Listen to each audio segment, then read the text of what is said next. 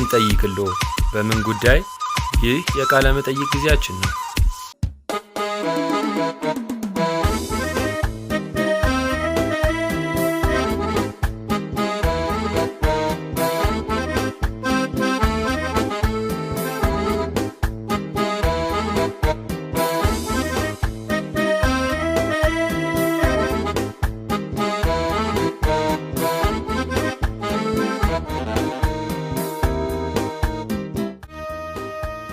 ሰላም የኢትዮጵያን ኮሚኒቲ ቤተሰቦች፣ ዛሬ በታላቅ ክብር ከዶክተር ሰናይት ጋር ቀርብ ያለሁኝ። ዶክተር ሰናይት በህፃናት ህክምና ስፔሻሊስትና በህዝብ ጤና ኤምፒኤች የተመረቀች ባለሙያ ስትሆን በአሁኑ ጊዜ በኤምሪ ዩኒቨርሲቲ፣ በኒውዮርክ ዩኒቨርሲቲ በፕሮፌሰር ማዕረግነት ያላት የግሎባል ሄልዝ አስተማሪ ናት። በተጨማሪም ኢንተርናሽናል ሄልዝ ኮንሰልታንሲ ኤልኤልሲ መስራችና ፕሬዝዳንት ስትሆን በህፃናት ጤና፣ በህዝብ ጤና፣ በተባበሩት መንግስታት እና በተለያዩ ኢንተርናሽናል ድርጅት የጤናና የትምህርት ዘርፎች ረጅም ዓመታት ልምድ አላት። በትምህርትም ዘርፍ ያሳየችው የላቀ ብቃትና በክሊኒካል ህክምና እንዲሁም በህዝብ ጤና አገልግሎት ያበረከተችው ከፍተኛ አስተዋጽኦ በሰፊው እውቅናን አግኝቷል። በዚህ ዓመት በ2026 በስድስተኛው ዓመታዊ የብላክ ኤክሰለንስ አዋርድ አከባበር ላይ የላቀ የህክምና ባለሙያ እውቅና ካገኙት ከሶስቱ ሰዎች አንዷ ሆናለች።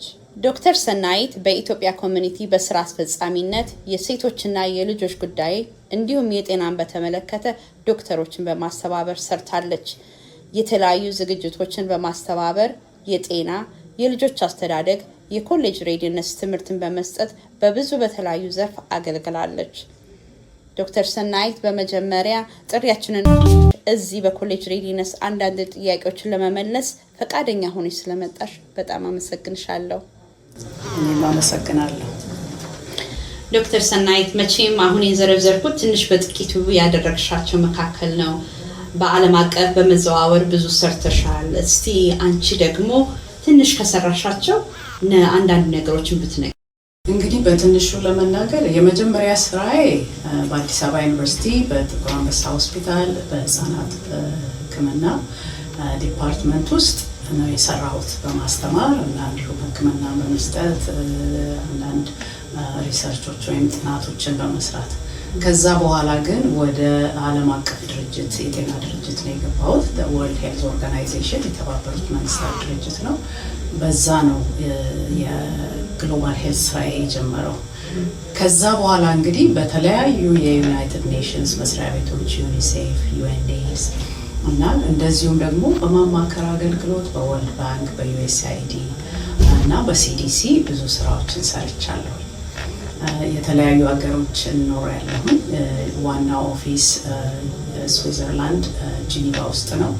ከዛ ከዋናው ኦፊስ እና እንደዚሁም ደግሞ ሪጅናል ኦፊስ ይባላሉ በኤዥያ እና በአፍሪካ ውስጥ ባሉት ኦፊሶች ከነሱ ጋራ በህፃናት ህክምና፣ በእናቶችና ህፃናት ዙሪያ፣ በኤችአይቪ፣ በቱበርክሎሲስ እንደዚሁም ደግሞ ዲዚዝ ሰርቬይላንስ በሚባል ፕሮግራም ውስጥ በተለያዩ ሀገሮች በመኖር እና እንደዚሁም ተመላልሶ በመስራት አብዛኛውን ጊዜን ያሳለፍኩት ከ25 ዓመት በላይ በኢንተርናሽናል ስራ የተለያዩ ሀገሮች በመኖርና በመስራት ነው እና በአብዛኛው ፖሊሲ ወይም ደግሞ ፕሮግራም መቅረጽ፣ ፕሮግራሙን መከታተልና እንደዚሁም ደግሞ መመዘን የስራዎችን ውጤትና ከዛ በኋላ የሚያስፈልጉትን አንዳንድ የጤና ግብአቶች ወይም ደግሞ መደረግ ያለባቸውን ነገሮች የሚያስወስኑ የተለያዩ ዝግጅቶችን በመስራት በማስተማር በማሰልጠን የጤና ባለሙያዎችን ከጤና ጥበቃ ሚኒስቴር መስሪያ ቤቶች ጋር ከብዙ ሀገሮች ጋር ከዩኒቨርሲቲዎች ጋር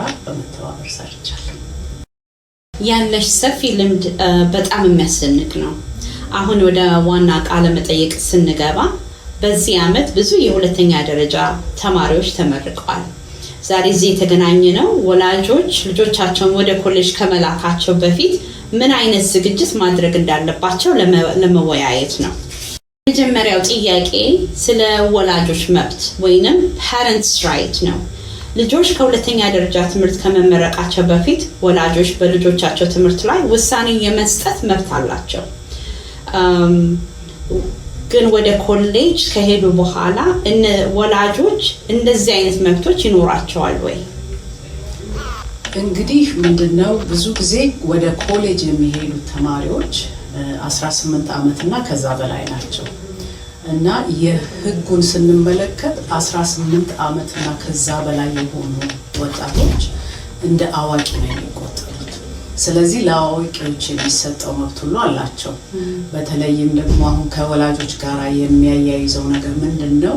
እንደ በፊቱ ወይም ደግሞ ቤታቸው ውስጥ ልጆች እያሉ በነበሩበት ጊዜ በትምህርታቸው ላይ የሚወስኑት ውሳኔ፣ በፋይናንስ ወይም በገንዘብ ላይ ባላቸው ውሳኔና እንደዚሁም ደግሞ በጤና ላይ ያላቸው ውሳኔ የተገደበ ነው የሚሆነው። ምክንያቱም አዋቂዎች ስለሆኑ እነዚህ አሁን ኮሌጅ በሚገቡበት ጊዜ ሌላ ዝግጅት ያስፈልጋል ማለት ነው። እንደ አዋቂ ስለሚቆጠሩ የነሱ መረጃዎች ወይም ኢንፎርሜሽን ፕሮቴክትድ ነው በህግ። እንደ በፊቱ ሊቀላ አይችልም፣ ግን መንገዶች አሉ አብረው ወላጆች ተዘጋጅተው የሚያደርጓቸው ህጋዊነትን የያዘ ነገር ዶክመንቶችን ማዘጋጀት ያስፈልጋል ማለት ነው። አሁን ደግሞ ያለኝ ጥያቄ ስለ ፈርፓ ምንድን ነው? ተማሪዎች ኮሌጅ ከመሄዳቸው በፊት የፈርፓ ፈቃድ ቅጾች ለምን መሙላት አለባቸው? ወላጆች የትምህርትን መረጃ ለማግኘት ካልቻሉ ምን አይነት ችግሮችን ያጋጥማቸዋል? ፈርፓ ማለት እንግዲህ ፌደራል ኤጁኬሽናል ራይትስ ኤንድ ፕራይቬሲ አክት የምንለው ነው። ይሄ ህግ ማንኛውንም አዋቂ ፕሮቴክት የሚያደርግ ነው። ፕራይቬሲ መረጃ የግላቸው የሚያደርግ ማንንም ትምህርት ቤት ወይም የትምህርት ቤት ኃላፊ ያንን መረጃ ለማንም መስጠት አይችልም። አስተማሪዎችም ለወላጆች መስጠት አይችሉም። ስለዚህ ያ ፈርፓ ምንድነው የሚያደርገው? የትምህርት መረጃን ፕራይቬሲ ይጠብቃል ማለት ነው። እና ወላጆች ልጆቻቸው ወደ ኮሌጅ ሲሄዱ የትምህርታቸውን መረጃ ሌላ ጊዜ ሲያደርጉት እንደነበረው ኤሌመንተሪ፣ ሃይ ስኩል ሄደው እንደሚያናግሩት፣ እንደሚጠይቁት፣ እንደሚከታተሉት ኢዚ አክሰስ አይኖራቸውም። ነገር ግን ተማሪዎቹ ከፈረሙ ያ አክሰስ ሊኖራቸው ይችላል። ስለዚህ አንድ ስቴፕ አለው ማለት ነው። ያንን ለማግኘት ዌይቨር መኖር አለበት ማለት ነው። ያንን አስቀድመው ማዘጋጀት ሊኖርባቸው ይችላል። ስለዚህ ዋናው ጥቅሙ ምንድነው? ይሄ ልጆቻቸውን ለመርዳት ሰፖርት ለማድረግ የሚፈልጉ ወላጆች፣ መከታተል የሚፈልጉ አስቀድመው ይሄንን ነገር ማዘጋጀት ይኖርባቸዋል ማለት ነው። ወላጆች የፋይናንሻል ኢንፎርሜሽንን አክሰስ ማግኘት ይችላሉ ወይ? ካልቻሉ ምን አይነት ችግሮች ያጋጥሟቸዋል? እንግዲህ እንዳልኩት ነው ቅድም፣ አሁንም ቢሆን የፋይናንሻል ኢንፎርሜሽን አጌን ፕራይቬት አክት ነው። አደልት ስለሆኑ ፕሮቴክትድ ነው። ማንም ሰው ከ18 ዓመት በላይ የሆነ ልጅ ፋይናንሻል ኢንፎርሜሽን ወላጆችም ቢሆኑ ኢዝሊ አክሰስ ማድረግ አይችሉም። ስለዚህ ያ እንዳይሆን፣ ያ ችግር እንዳይፈጠር ልጆቹ ደግሞ ትምህርት ቤት ሲሄዱ የሚከፍሉት ያም ሆነ ወላጆች ናቸው እና ለዛ የሚያስፈልገውን ዝግጅት ማድረግ ያስፈልጋል ማለት ነው። ክሬዲት ካርድም ቢሆን ወይም ደግሞ ዴቢት ካርድ አዘጋጅቶ ባንክ አካውንት እንዲኖራቸው እና አብረው ከወላጆቹ ጋርም ሊሆን ይችላል ወይም ለብቻቸው ሊሆን ይችላል። ያንን በትክክል ታስቦበት ታቅዶበት ያንን ማዘጋጀት ያስፈልጋል ማለት ነው። ልጆቹም እንዳይቸገሩ፣ በኋላ ደግሞ ወላጆችም የልጆቹን ፋይናንሻል ኦብሊጌሽን ማሟላት እንዳያስቸግራቸው ያንን ማዘጋጀት ያስፈልጋል በጊዜ ማለት ነው። ዶክተር ሰናይት፣ አሁን ደግሞ ስለ ሂፓ ዝርዝር አድርገሽ ብታስረጅን ምን እንደሆነ እና ደግሞ ወላጆች ምን ማድረግ እንዳለባቸው ልጆቻቸው ወደ ኮሌጅ ከመሄዳቸው በፊት። እንግዲህ ሂፓ ማለት ሄልዝ ኢንሹራንስ ፖርታቢሊቲ ኤንድ አካውንታቢሊቲ አክት ነው። ይሄ ብዙ ጊዜ ሆስፒታል ስንሄድ የምናገኘው ዶክመንት ነው። እንድንፈርም ይጠይቁናል። አሁንም እነዚህ ልጆች አዋቂ ስለሆኑ ይሄ ምንድነው የሚያደርገው? የጤናን መረጃ የፕራይቬት ነው የሚያደርገው። ስለዚህ ማንም የሕክምና ባለሙያ ወይም የሕክምና ተቋም ያለ ታካሚው ፈቃድ የዛን ሰው ኢንፎርሜሽን ሼር ማድረግ አይችልም፣ ለወላጅ ቢሆን። ስለዚህ አገን ለዚህ ደግሞ ፈቃድ ያስፈልጋል። የሚዘጋጁ ዶክመንቶች አሉ። እነሱን ህጋዊ ዶክመንቶች ማዘጋጀት ያስፈልጋል ማለት ነው።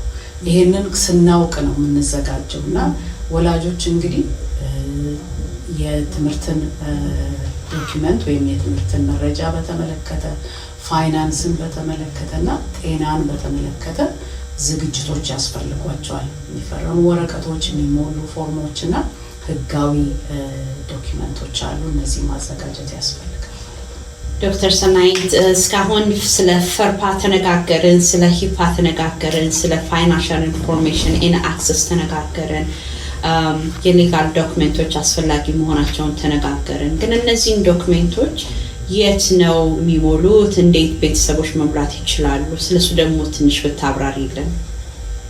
እንግዲህ ብዙ ጊዜ ኮሌጅ በሚገቡበት ጊዜ ብዙ የሚሞሉ ፎርሞች አሉ። ኮሌጁ የሚልከው ኢንፎርሜሽን አለ። ለምሳሌ ፈርፓን በተመለከተ ወይ የሚያረጉ ከሆነ እነዚህ ፎርሞች ይሞላሉ፣ ተማሪዎችም ያዩታል፣ ወላጆችም አብረው በማዘጋጀት ልጆቻቸውን የሚያገኙት ፎርም ነው። ምን እንደሚያስፈልጋቸው ብዙ ጊዜ እነዚህ አስፈላጊ ነገሮች ይጠቀሳሉ በብዙ መልኩና ነገር ግን ለወላጆች አስቀድሞ ማወቅ የሚያስፈልጋቸው በዚህ ነገር ላይ ካዳመጡ አንዳንድ ነገሮችን ከተማሩ አስቀድመው ለነዚህ ነገሮች ለመዘጋጀት እድልን ይፈጥርላቸዋል። ስለዚህ የፈርፓን ዌቨር ራሱ ፎርም ይኖረዋል። የዩኒቨርሲቲው የተለያየ ነው በየኮሌጁ። ቅድም እንዳልኩት የተማሪዎቹ ኮንሴንት ወይም ደግሞ ፈቃድ ያስፈልጋል። ያንን ኮንሴንት መጻፍና መፈረም አለባቸው ተማሪዎቹ ማለት ነው። ወላጆቻቸው የትምህርት ሬከርዳቸውን ወይም መረጃቸውን እንዲያገኙ ፈቃድ የሚሰጡበት ፎርም አለ። ሌላው የጤናን በተመለከተ የሚደረጉ አንዳንድ የህጋዊ ዶክመንቶች አሉ። አንደኛው ሄልስ ፕሮክሲ የምንለው ነው። ሌላው ሜዲካል ፓወር ኦፍ አተርኒ የምንለው ነው። ሕክምናን በተመለከተ ተጠሪነቱ ማን እንደሆነ ወይም ደግሞ ሕክምና ለምሳሌ እነሱ መወሰን በማይችሉበት አይነት ሁኔታ ውስጥ ቢገቡ ከበሽታ ወይም ከአደጋ የተነሳ ማን እነሱን ወክሎ ያንን በእነሱ ሕክምና ላይ መወሰን የሚችለው ማን ነው? እናት ነው? አባት ነው? ወይ እናትና አባት ናቸው? የሚለውን ነገሮች ሁሉ ፎርሞች አሉ። እነዚህን ፎርሞች ወይም ደግሞ ሌጋል ዶክመንቶችን ማዘጋጀት ያስፈልጋል። እነዚህ ነገሮች ካልተዘጋጁ በጤና ቢሆን ወይም ደግሞ በአደጋ ቢሆን ተጠሪ ሆኖ ወይም ደግሞ ሄዶ በልጆቻቸው ሕክምና ላይ ለመወሰን ሊያዳግታቸው ይችላል። ስለዚህ እነዚህን ሄልስ ኬር ፕሮክሲ ወይም ደግሞ ሜዲካል ፓወር ኦፍ አተርኒ ማዘጋጀት ያስፈልጋቸዋል። የሂፓ ኦቶራይዜሽን ፎርምም መሞላት አለበት። ይሄም ደግሞ ኤኒ ሄልዝ ኢንፎርሜሽን ወይም የተወሰነ ሄልዝ ኢንፎርሜሽን ለወላጆቻቸው ሪሊዝ እንዲደረግ ወይም እንዲደርስ ፈቃድ መስጠት ይኖርባቸዋል ማለት ነው። መነጋገርና እነዚህንም ነገሮች ማድረግ ይቻላል ማለት ነው። ስለዚህ እነዚህ ሁሉ ሌጋል ዶክመንቶች በጊዜ አዘጋጅቶ ማስቀመጥ ያስፈልጋል። አንዳንዴ ዲጂታል ፎርም ሊሆን ይችላል፣ ሌላ ጊዜ ፕሪንትድ ፎርም ሊሆን ይችላል። ነገር ግን ልጆቹም ይሄ ነገር ያስፈልጋቸዋል። የት እንዳለ በደንብ እንዲይዙት መደረግ አለበት። ወላጆችም እንደዚህ አይነቱን ዶክመንት ወይም መረጃ ወረቀት በጥንቃቄ ማስቀመጥ አለባቸው። ምክንያቱም በሚያስፈልግበት ጊዜ እንዲጠቀሙ ነው። ቅድም እንደተነጋገር ነው የባንክም ጉዳይ እንደዚሁ ነው። ፋይናንሻል አክሰስ፣ ኢንፎርሜሽን አክሰስ አዋቂ ስለሆኑ ባንኩ ዝም ብሎ ሊሰጣቸው አይችልም። ስለዚህ አስቀድመው እነዚህን ነገሮች አዘጋጅተው ለልጆቻቸው በኢንፎርሜሽን ደረጃ በመነጋገር ደረጃ እነዚህን ነገሮች ካዘጋጁ የበለጠ ቀላል ያደርገዋል ማለት ነው። አንዳንድ ነገር በሚኖርበት ጊዜ ለጉዳዩ መነሻ የሚያስፈልገውን ነገር ለመከታተልና ሰፖርት ለማድረግ ልጆቻቸውን እነዚህን ሌጋል ዶክመንቶች ማዘጋጀት ኢምፖርታንት ነው። አሁን ደግሞ ያለኝ ጥያቄ ስለ ኢሞሽናል ቻሌንጅ እና ስለ ሜንታል ቻሌንጅ ነው። ተማሪዎች በመጀመሪያ ኮሌጅ ዓመታቸው ላይ ምን አይነት የኢሞሽናል ኤንድ ሜንታል ቻሌንጅ ያጋጥማቸዋል? ከዛም ደግሞ ወላጆች እንዴት አድርገው ልጆቻቸውን ሜንታሊ ኤንድ ኢሞሽናሊ ሊረዷቸው ይችላሉ? ልጆችስ እንዴት አድርገው ራሳቸውን መርዳት ይችላሉ? እንግዲህ አንዳንድ ሊገጥሙ የሚችሉ ችግሮች ዋነኛው ስትሬስ የምንለው ነው። ያ ስትሬስ ከብዙ ነገር ሊመጣ ይችላል። አንዱ አካባቢን ከመቀየር አብረው ከለመዷቸው ጓደኞች ጋር ሳይሆን አሁን አዲስ ኤንቫይሮንመንት ወይም አዲስ አካባቢ ስለሚሆኑ የቢሎንጊንግነስ ችግር ሊገጥማቸው ይችላል። ሜቢ አሁን እኔ እዛ ውስጥ ቢሎንግ አላረግም ወይም ደግሞ ከሰው ጋር በቀላሉ ለመግባባት ትንሽ ጊዜ ሊፈጅባቸው ይችላል። ስለዚህ እነዚህ ሁሉ የአንዛይቲ ወይም የስትሬስ ምክንያት ሊሆኑ ይችላሉ። ሌላው ደግሞ ሆምሲክም ሊሆኑ ይችላሉ። በተለይ አንዳንድ ልጆች በጣም ፕሮቴክትድ ሆነው ከቤታቸው ወጥተው የማያውቁና እንዲህ አይነት አካባቢ ትልቅ ለውጥ ከሆነ እነሱም ትንሽ ሆምሲክነስ ሊገጥማቸው ይችላል። ወይም ያ ናፍቆት ወይም ያንን የለመዱትን እንክብካቤና ፍሬንድሊ ኤንቫይሮንመንት ስለሚያጡ ትንሽ ሊጨነቁም የሚችሉ ሊኖሩ ይችላሉ። እንግዲህ አንዱ ምንድነው ዝግጅት ነው የሚያስፈልገው። እነዚህን ነገሮች እንዴት ልናዘጋጃቸው እንችላለን? ይሄ ራሱን የቻለ ፕሮሰስ ነው። ልክ ኮሌጅ ሊገቡ ሲሉ ሳይሆን ከዛ በፊት ወላጆች ልጆቻቸው ላይ ኢንቨስት አድርገው በየደረጃው ልጆቻቸውን ኢንዲፔንደንት እንዲሆኑ በራሳቸው አንዳንድ ነገር እንዲለምዱ ማድረግ፣ ምግብ መስራት ሊሆን ይችላል። የራሳቸውን ነገሮች በስነ ስርዓት መያዝ ሊሆን ይችላል።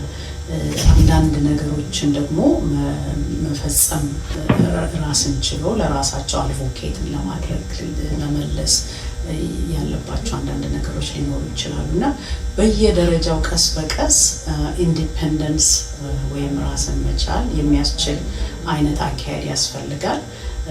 ሌላው ደግሞ ሪስፖንሲቢሊቲ ነው። ኃላፊነት እንዲሰማቸው ማድረግ ያስፈልጋል። እንደዛ ሆነው ያንን የተለማመዱ ልጆች የበለጠ የተሻለ ኮፕ ሊያደርጉ ይችላሉ። ሌላው ይሄ ቢሎንጊንግ የሚለው ቻሌንጅ እሱን ብዙ ጊዜ ጥናቶች የሚያሳዩት ምንድን ነው? ጥቂት ሰዎች ወይም ጥቂት ወጣቶች አይደሉም መጀመሪያ ኮሌጅ ሲሄዱ ይሄ ነገር ሊገጥማቸው የሚችለው። ብዙዎቹ ሊሰማቸው ይችላል ይሄ ነገር። ነገር ግን ጊዜ በጨመረ ቁጥር እየጠፋ የሚመጣ ነገር ነው። ይሄንን ማወቅ ይጠቅማቸዋል ለልጆችም ለወላጆችም። የመጀመሪያው ሳምንታት ትንሽ አዲስ አካባቢና አዲስ አይነት ህብረተሰብ ሊያስቸግራቸው ይችላል። ነገር ግን በቆዩ መጠን የበለጠ እየተረሳ የሚሄድና እየተለማመዱ የሚመጡት ነገር ነው። ስለዚህ ብዙ ማሳሰብ የለበትም። ነገር ግን ይሄንን ስንል ምንድነው ለልጆች ጤናማ የአእምሮ አስተሳሰብ፣ ጤናማ አመለካከትና ጤናማ ኢሞሽን እንዲኖራቸው ወላጆችና ልጆች ኦፕን ኮሚኒኬሽን ያስፈልጋቸዋል። ልጆችን መስማት፣ ጊዜ መስጠት፣ ከነሱ ጋር ደግሞ የምንነጋገረው ነገር እድሜያቸው እየጨመረ በሄደ ቁጥር በዛ ሌቭል መሆን አለበት። ምክንያቱም እነሱ አሁን ሽግግር ላይ ናቸው፣ ከልጅነት ወደ አዋቂ እየሄዱ ነው። ስለዚህ ልክ ትንንሽ ልጆች ሆነው እያሉ የነበረውን አይነት አመለካከትና አካሄድ መሄድ አንችልም። እኛም ወላጆችም አካሄዳችንን መቀየር አለብን። ራሳቸው ውሳኔ መወሰን ይፈልጋሉ። የራሳቸው አይነት አስተሳሰብ አላቸው። ያንን የምንቀርብበት መንገድ፣ የምንነጋገርበትን መንገድ ማስተካከል ያስፈልጋል። እንደዛ አድርገን ካሳደግናቸው እምነትንም ደግሞ በእነሱ ላይ እንደምናሳድር እያወቁ ከሄዱ የበለጠ ኮንፊደንት ሊሆኑ ይችላሉ እና ይሄ በጣም አስፈላጊ ነገር ነው። ግን በአንድ ቀን በአንድ ወር በሁለት ወር የሚሆን ነገር ሳይሆን ቀደም አድርጎ የምንሰራው ነገር ነው። ስለዚህ እንግዲህ አሁን ካላደረግነው ልጆቻችን ኮሌጅ ከደረሱ እስካሁን ድረስ ካልተደረገ ምናልባት የሚቀጥሉትን ትንንሾቹ ልጆች በዛ መንገድ ለማዘጋጀት መሞከር ያስፈልጋል ማለት ነው። አሁንም አረፈደ። በትምህርት ቤት ውስጥ ልጆች የሚያገኙት ሳፖርት አለ። ይሄንን ኢሞሽናል እና ሜንታል ቻሌንጅ እንዲሁም ሶሻል ላይፍ ሶሻል ስኪል ላይፍ በሚያስፈልግበት ቻሌንጅ በሚያጋጥማቸው ሰዓት በትምህርት ቤት ውስጥ ሊያገኙት የሚችሉት ሪሶርሶች ወይንም አንዳንድ ኢንፎርሜሽኖች ከየት ማግኘት ይችላል? አው ብዙ የተለያዩ ሪሶርሶች አሉ። ካምፓስ ውስጥ ካውንስሊንግ አለ፣ ሌሎችም ሰርቪሶች አሉና የሚያስፈልጋቸው ነገር ካለ ተማሪዎች ያንን ያለውን ሰርቪስ ምን አለ የሚለውን አይተው በነዛ ሰርቪሶች መጠቀም ይችላሉ። ሌላው ግን በጣም አስፈላጊው ነገር ምንድነው ራሳቸውን በመቻል ስኪል ዴቨሎፕ እያደረጉ የመጡ ልጆች በአብዛኛው ያንን ሜንቴን ለማድረግ ራሳቸውን ዲሲፕሊን እና አድርጎ ማዘጋጀት ያስፈልጋቸዋል የበለጠ ሰክሰስፉል ለመሆን ማለት ነው። አንዱ ምንድነው ሬጉላር ኤክሰርሳይዝ ነው። በቸም ብዙ ኮሌጆች እዚህ ሀገር እንደምታውቂው የስፖርት ፋሲሊቲው በጣም የተሟላ ነው። ስለዚህ ያንን መጠቀም እና ያንን ኤክስፕሎይት ማድረግ ያንን ተጠቅሞ ራስን ማዘጋጀት የበለጠ ጥሩ ነው። ሌላው ደግሞ ታይም ማኔጅመንት የምንለው ነው። እሱ ደግሞ ሰዎች እነዚህ ተማሪዎች ኮሌጅ ሲሄዱ ጊዜያቸውን በአግባቡ ከተጠቀሙ ለራሳቸውም ዲሲፕሊን ለራሳቸውም ጤንነት እንደዚሁም ደግሞ ለሰክሰስ ለትምህርታቸው ሰክሰስ በጣም ይረዳቸዋል። ሌላው ኦፍ ኮርስ ያለውን ሶሻል ሰፖርት እና የፋሚሊ ሰፖርት ደግሞ መጠቀም ነው። ወላጆች ብዙ ጊዜ ይጨነቃሉ። ልጆቻቸውን ለመርዳት ብዙ ጊዜ ወላጆች ዝግጁ ናቸው እና ያንን ተጠቅሞ ያለውን ሶሻል እና ፓረንታል ሰፖርት ደግሞ በደንብ ዩቲላይዝ ማድረግ ያንን እንትን ማለት ያስፈልጋል ማለት ነው። ኢንቱ ኮንሲደሬሽን መውሰድ ብቻቸውን እንዲጨነቁና ብቻቸውን እንዲያስቡ አስፈላጊ አይደለም። እነዚህ ሁሉ ነገሮች ባሉበት በየደረጃው እንዳስፈላጊነቱና የትኛው እንደሚመጣጠን ለየትኛው አይነት ሰፖርት እንደሚያስፈልግ አውቆ እነዚህ ነገሮች መጠቀም የበለጠ ይረዳል እና እነዚህ ሁሉ አቨኒዎች አሉ ማለት ነው። የኢትዮጵያ ኮሚኒቲ ቤተሰቦች መቼም ብዙ እውቀት እየቀሰምን እየተማርን ነው ያለ ነው። ስለ ፈርፓ ተማርን፣ ስለ ሂፓ ኢንፎርሜሽን ፋይናንሻል ኢንፎርሜሽን እና አክሰስ ተማርን። እንዲሁም ደግሞ ኢሞሽናል ቻሌንጅ ሜንታል ቻሌንጅ ልጆች የሚያሳልፉበትን እንዴት አድርገው እንደሚወጡትም ተማርን። ከዛ በትምህርት ቤትም ያለውን ሪሶርሶች ተማርን። አሁን ከመጨረሳችን በፊት ዶክተር ሰናይት የምትጨምሪው ጥሩ ፖይንቶች በዚህ ላይ ካሉ እስቲ እንደገና ንገር። እንግዲህ የምጨምረው መቼም ብዙ ጊዜ ወላጆችም ይጨነቃሉ። ይሄ ሽግግር ከባድ ነው ለሁለቱም ለሚሄዱትም ወጣቶች ወደ ኮሌጅ ለሚገቡት ለወላጆችም። ነገር ግን እንደ ወላጅ የሚያስፈልገን አንዱ ምንድነው እንደዚህ አይነት ለውጥ ሲኖር በህይወት ላይ ስትሬስ ሊመጣ እንደሚችል ያንን መነጋገርና ሪያሹር ማድረግ ልጆቻችንን ማበረታታት ያስፈልገናል። ሌላው አንዳንድ ጊዜ አንዳንድ ወላጆች ምናልባት በየቀኑ እየደወሉ ልጆቻቸውን ብዙ ጥያቄ ሊጠይቁ ይችላሉ። ያ ደግሞ ምናልባት ሌላ ስትሬስ ሊያመጣ ስለሚችል አንዴ ከቤት ወጥተው ወደ ትምህርት ቤት ከሄዱ ያንን መመጠን ያስፈልጋል። በየቀኑ ሳይሆን በየምን ያህል ጊዜው ብናገኛቸው መልካም ነው የሚለውን ነገር ለነሱም ስፔስ መስጠት ቦታ መስጠት እንደሚያስፈልግ አውቀን በጣም ኦቨርቤሪንግ እንዳንሆን ያንን ሚዛን መጠበቅ ይኖርብናል ማለት ነው። ከዚህ ጋር ተያይዞ ምንድነው እንደምናምናቸው ማሳየት የሚያስፈልግና ልጆች ኢንዲፔንደንት እንዲሆኑና ሬስፖንሲብል እንዲሆኑ አድርገን ካሳደግናቸው እኛ ደግሞ በእነሱ ላይ እምነት እንዳለን ካወቁ የበለጠ ኮንፊደንስ ይኖራቸዋል፣ የበለጠ ያጠናክራቸዋል የሚገጥማቸው ቻሌንጅ እና ይሄንን ማሰብ ያስፈልገናል። ሌላው እኛ ብቻ መናገር እኛ ብቻ እንዲደረግ እንደዛ ይደረግ ማለት ሳይሆን እነሱን መስማት ያስፈልገናል። የተሻለ ጊዜ መስጠት አለብን።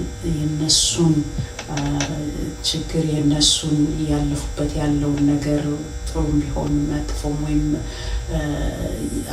ለነሱ ስትሬስፉል ሆኖ ያገኙትን ነገር ሲያማክሩን ጆሮ መስጠት አለብን።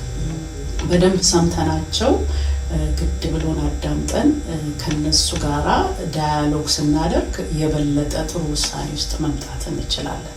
ስለዚህ ይሄንን ማሰብ አስፈላጊ ነው።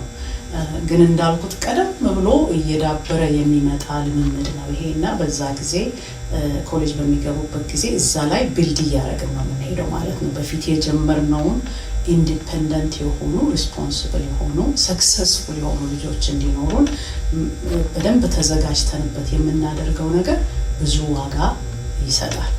መቼም እኛ አይደለንም ሪስፖንሲብል የምንሆነው ወይም ደግሞ ኢንቻርጅ የምንሆነው ልበል እንጂ እና ኮሌጅ ሲሄዱ ብዙ ነገር በራሳቸው ሊያደርጉ ስለሚችሉ የኛ በፊት የነበረን በእነሱ ላይ የነበረን አይነት ኢንቻርጅ የመሆን ነገር በጣም የቀነሰ ነው የሚሆነው። ነገር ግን ማሳየት ያለብንና ሆነን መቆየት ያለብን ሰፖርቲቭ መሆን ነው የምንፈልገው that they are safe ሌላው ደግሞ ሪስፔክትፉል ሆነው በሶሳይቲያቸው ውስጥ በሚያሳልፉት በትምህርት ቤት እንዲሆን ከተማሪዎችም ጋር ባላቸው ነገር ሪስፔክትፉል እንዲሆኑና that they are in touch ከኛ ጋር ያላቸው ግንኙነት መቀጠል እንዳለበት ያንን ኦፕን ኮሚኒኬሽን ቻነል በደንብ አድርጎ መያዝና በዛ መልኩ ከልጆቻችን ጋር ያለንን ግንኙነት እያዳበርን ለመሄድ እነሱን ሰፖርት እያደረግን እንድንሄድ ይረዳናል ማለት ነው። እና ይሄ ነው ያለኝ እንግዲህ የኢትዮጵያ ኮሚኒቲ ቤተሰቦች መቼም በዚህ ኢንተርቪው ብዙ ነገር እንደተማራችሁ ተስፋ አደርጋለሁኝ። ዶክተር ሰናይት ጥሪያችንን አክብረሽ በዚህ በኮሌጅ ሬዲነስ ላይ ምክር ልትሰጭን ያለሽን ኢንፎርሜሽን ልትሼር ልታደርጊኝ ስለመጣሽ አክብረሽ ስለመጣሽ በጣም አመሰግንሻለሁ። ቴንክ ዩ። እኔም በጣም አመሰግናለሁ።